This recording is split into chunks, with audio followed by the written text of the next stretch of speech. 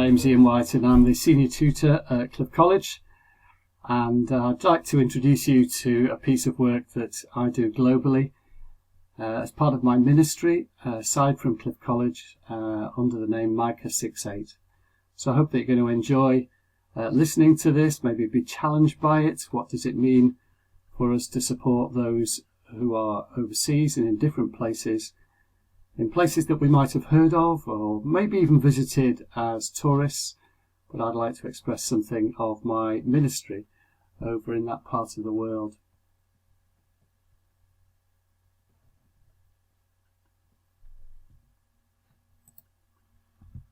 I'd like to introduce you to that part of the world through a little map here that a friend of mine drew, because this concentrates on the area that I've had a heart for some years. You'll see Egypt, Israel, Palestine, Jordan, Syria and Lebanon. And in introducing Micah68, which is a Christian ministry that I've set up about 10 years ago now, it's an expression of advocacy in speaking on behalf of people, friendship to people in the region, and some practical support that I might be introducing you to. Here am I. This is a picture taken a few years ago when I was in Jerusalem. I live in the old city of Jerusalem when I visit there, and here is me just on the corner of the old city, overlooking the citadel of David, David's Tower often called, which is part of the Jaffa Gate area. What is Micah68? Micah68 is taken from a verse from the Bible. He has shown you, O mortal, what is good, and what does the Lord require of you? To act justly, to love mercy, and to walk humbly with your God. Hence why the logo says, act justly, love mercy, walk humbly. For me, this is a really important text. You'll see later a friend of mine who's got a tattoo that she has on her arm. But if there was any tattoo I was going to have, and I haven't got one at the moment, it would be Micah 6 verse 8. It's a special verse for me. It's like a mini gospel. It encourages me to think about justice and how you act justly towards others, but also how you act justly in your own life. What does it mean to offer merciful acts to other people? And also, what does it mean to walk humbly, to live in humility before God in the world?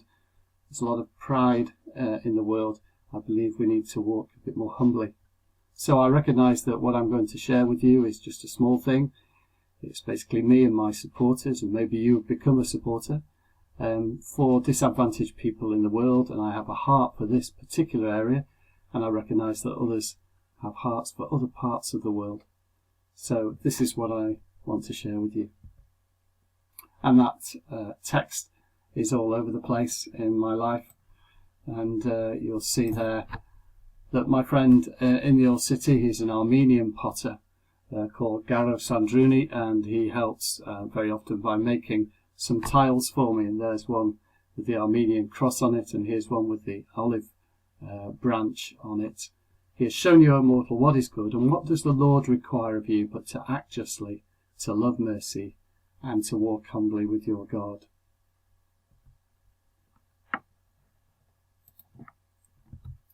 I've been going to the Middle East for many years. In fact, I first started to go back in the mid-90s, so it's getting on for 25 years of involvement. And here's me at a table up in an Arab village up in the north of Galilee, of Israel. And here is me with a family. The boys that are holding their heads in the middle are boys that I saw born many years ago. And here's me just being invited to an ordinary family meal. And so I've been involved. I've got to know people in the region. I'm happy to share some of those stories and some of those friends with you.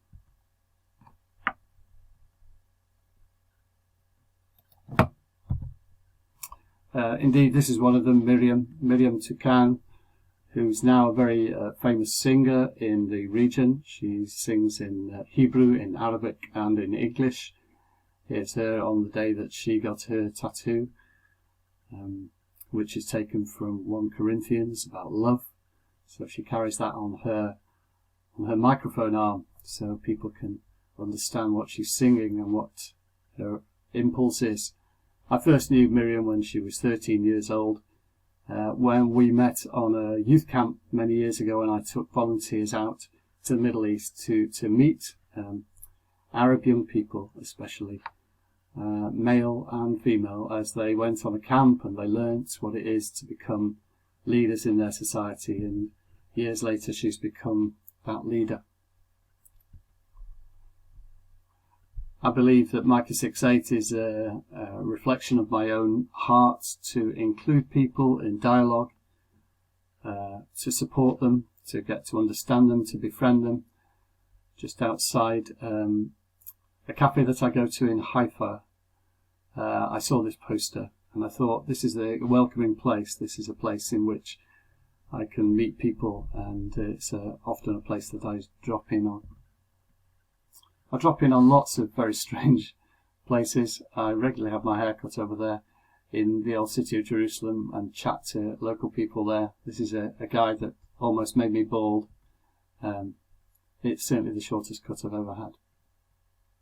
I'm stood next to an olive tree on a rooftop in Jerusalem on a very sunny day in July.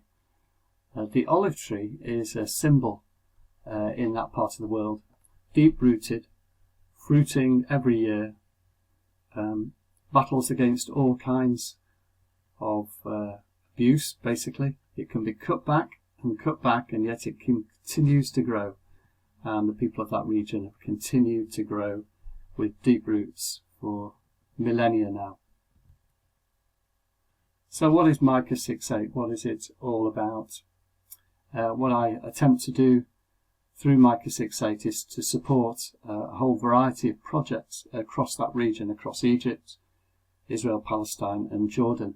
So let me introduce you to a few people who are my friends, and also explain a little bit about what I attempt to do. This is Fuad Daga, brother and a priest in the Anglican Church over there. He's in the north of Israel, in the Galilee area, in a village called, well, it's a large town really, called Shafarim. And he's been a good friend of mine for over 20 years. He's a very charismatic character, excellent musician. He's very well known in his area and in his town as a peacemaker.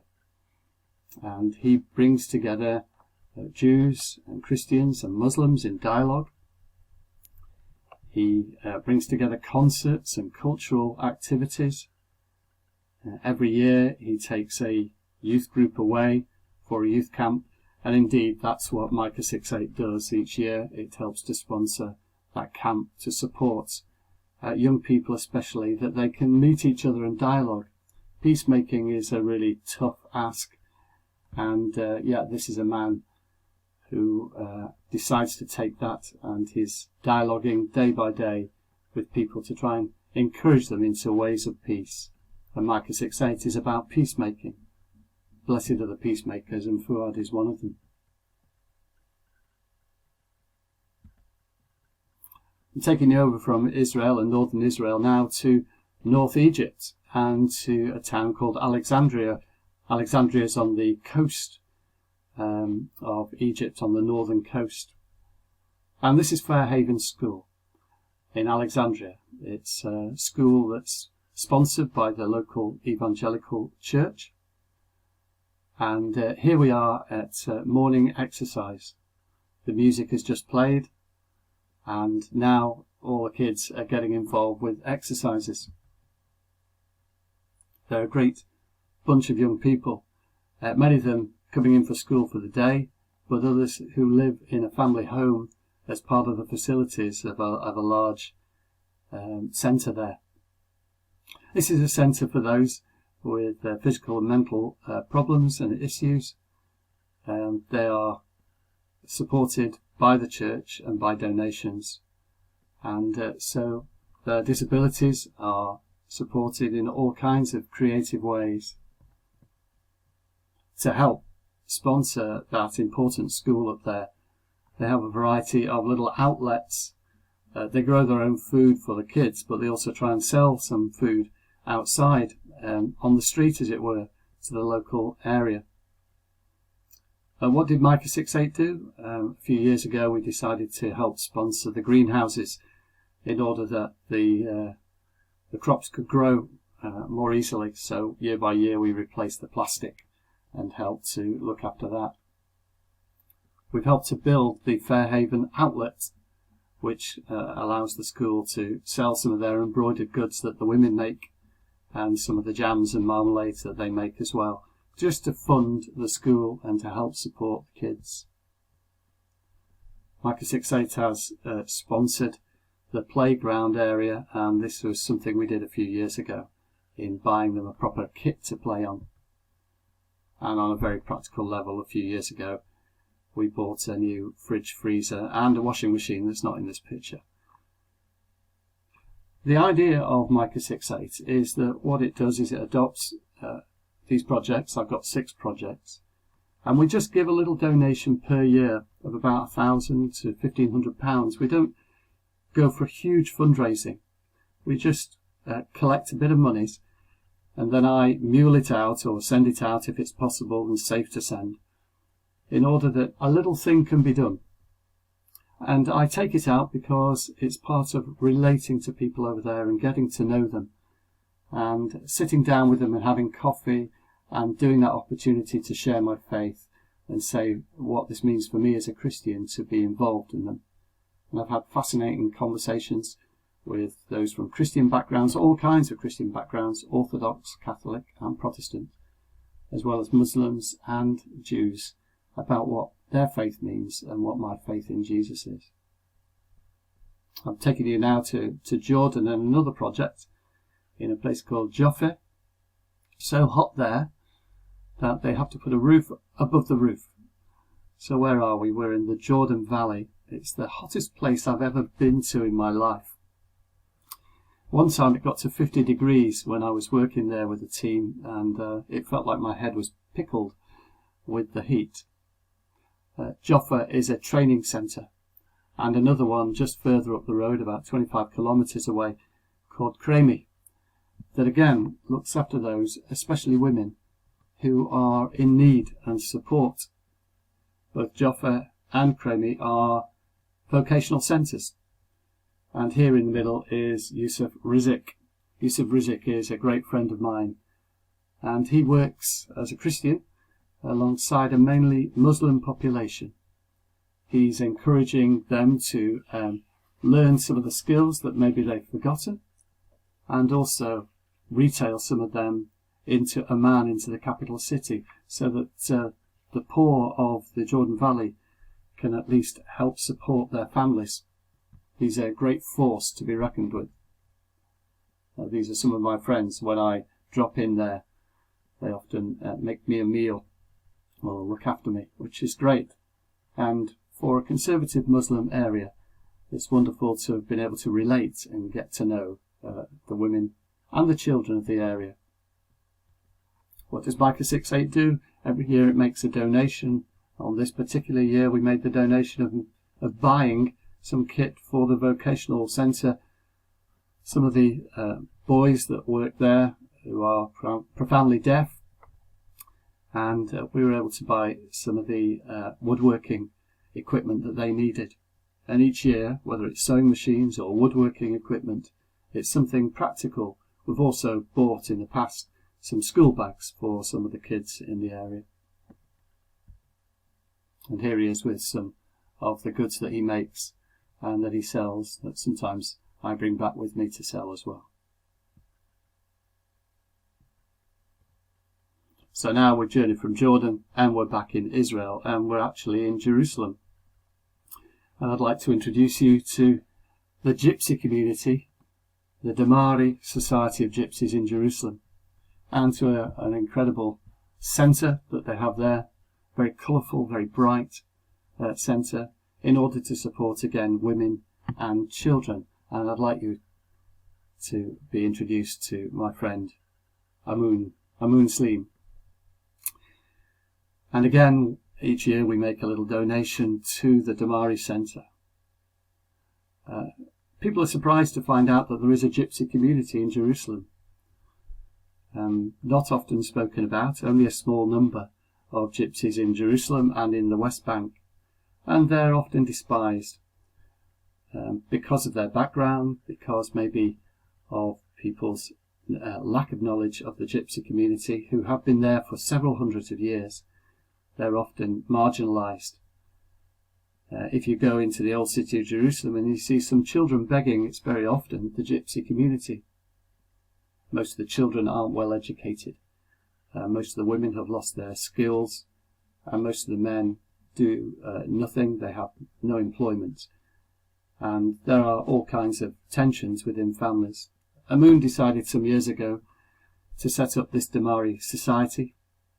She looks for support as she works especially with women, training them in some of their old skills of embroidery, also supporting the children and encouraging them to get to school.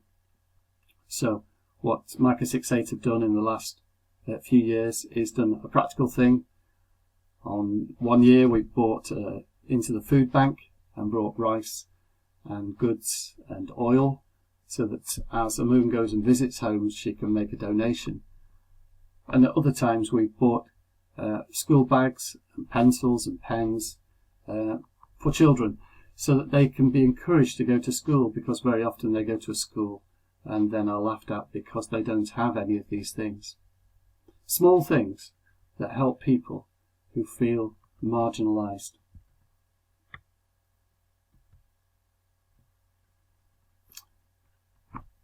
One more place to introduce you to, and then a mini business. And we're now back in Egypt, and we're back in the capital called Cairo.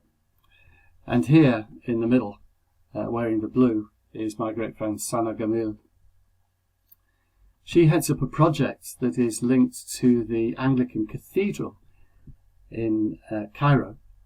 And the project is the support of a prison ministry in a large prison, the Kanata prison, in Cairo. Well, it's about an hour out of the centre of Cairo. And each week, the bus at the back, the white bus, takes a group of people and a lot of goods into the prison to visit the prisoners there, especially those who are part of a Christian fellowship in the prison. There's 3 main prisons for Egyptian men, for non-Egyptian men, and then for all women there are 3 prisons all grouped together.